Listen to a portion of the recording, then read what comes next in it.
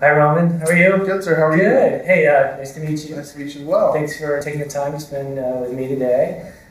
First Q Group. Yes, sir. First Q Group. Which is fantastic, but a long-time quantum user. Yes, sir. 4 years in quantum. I love it. That's great. That's great. You like the Q Group so far? So far, I'm enjoying it. I'm glad I came out here. It was well worth the trip. Oh, that's fantastic. That's fantastic. Tell me about a little bit about the company and your role. So at TrueAero, we are an integrated aviation solution provider. We offer everything from engine management, engine repair, as well as asset management, all the way from the OEM to the leasing company down to disassembly. Oh, wow. Okay. Single location, multiple locations? We have 2 sales locations, one in Sebastian, Florida. The other one's going to be in Dallas, Texas. Okay. And 2 warehouses, one in Sebastian, one in Dallas. Okay, great. And you're from Dallas, right? Yes, sir. I'm from Dallas. Okay, well, we got good weather for you today out here. I'm loving this weather compared to Dallas. It's not too good. San Diego's not a bad spot. It's a great spot to be. It is. So let's talk about Q Group just a little bit. Well, why did you come out? This is your first one, so why did you come out? What is your experience so far? What do you think? I really wanted to come out to Q Group and learn from other users and what they were doing to solve their everyday hurdles. You know, at TrueAero we have our own set of problems, and we could come up with our own set of solutions. However, if someone's already got something out there, let's play off them and see what we can do. Awesome, that makes sense. So at TrueAero, how many quantum users do you have? We are pushing 60, 65 users. It's a pretty good implementation. It is. How about the module side? Are you 80%, 90% engaged? We are, I'd say, about 85 to 90% engaged in the modules and looking to implement more every day. Fantastic.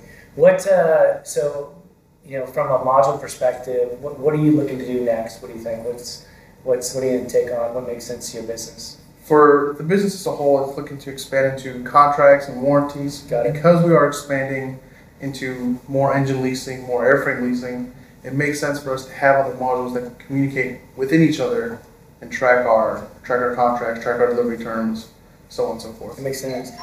You heard some next gen stuff. Excuse the phone. You heard some next gen stuff as far as what we're doing in our development organization. Yes.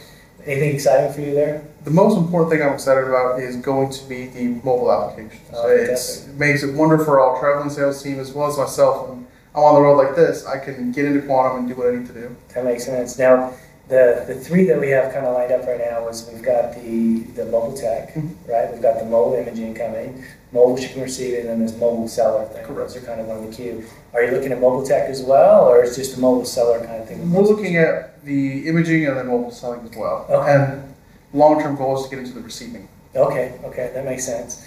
Yeah, no, I think it's, for us, the expansion of mobile, just makes a lot of sense. Right. We've got a very broad, very large, software platform, but we have different users and roles that don't need access to the whole system. Right. So that's why mobility makes a lot of sense for us. And then, you don't always want to be able to go to a kiosk or terminal. You want to be able to get to your mobile device. I think millennials in general are probably better with mobile apps than they are working in kind of. I agree with that. Yeah, you should know, right? I agree. I agree. It's fantastic. And then what about the BI stuff? Some of the business intelligence stuff we're working on. So a lot of the stuff we're dealing right now is actually exporting all our data from a crystal report into an Excel spreadsheet and creating our own custom dashboards, if you will, within Excel. Transitioning, we want to move into, and that's a current initiative we have internally, is to move over to Power BI. Yeah. And have all the reports be dynamic that feed into data that's pre-populated elsewhere. Right. So our whole initiative around business intelligence is we're going to start with Power BI. We want to be ubiquitous across kind of your tool sets. We're going to start there. We're going to work with our key customers within specific verticals and segments to really build out an application suite. And then the idea, conceptually right now, it's coming to market right now, is to have users subscribe to that suite. And so as we add more reports and more dashboards and more capability, that if you have a subscription, you'll be able to get the latest and greatest and the newest. Because this stuff really evolves over time. And what I found in my short period of time with the company I just started in January is that the aviation suite and what we do is much more about the processes and about the controls and all that stuff that we put in, best practices that we put in the software. It's a lot more than just a software package. Agreed. Yeah, I completely agree with that's that. That's a big differentiator. I go to market against other competitors that really aren't aviation specific, and as you start to talk about the product and they get to see more and more of it, they really identify the unique capabilities that really are in this aviation space. Oh, absolutely agree with you. There's a lot of things out there that motor control and quantum are doing that other companies cannot compete with because you guys are so unique. Yeah, I agree. And then the CAMP family now, since we're part of CAMP, that gives us very nice stability in the marketplace. We've got a lot of niche competitors that have been in the business maybe for a long time, but financially, there's things that are a little bit not quite as solid, right? So for us, with CAMP and Hearst, CAMP's a $10.8 billion right. company. Hearst is, so that gives us a lot of kind of cover to be able to expand and grow and be in this market space for a long time. Okay. I don't know if I have any more questions other than tell me here's one I like to ask is, from your use of quantum, how do you see that really enabling, changing, growing, helping your business? What if you could name just a couple things within the product? What would you say that would be?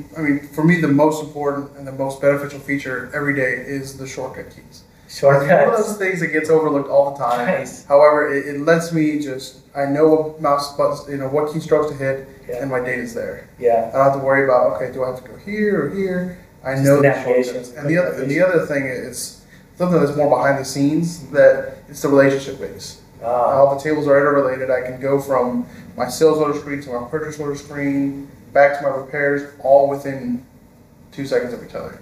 Are you using Event Manager at all? We are using Event Manager. Yeah, that's one of my favorite. Just because it automates a lot of different things. It sends out the reports every night. You wake up and you can look at the report on your phone and you're good to go. That's great. That's great.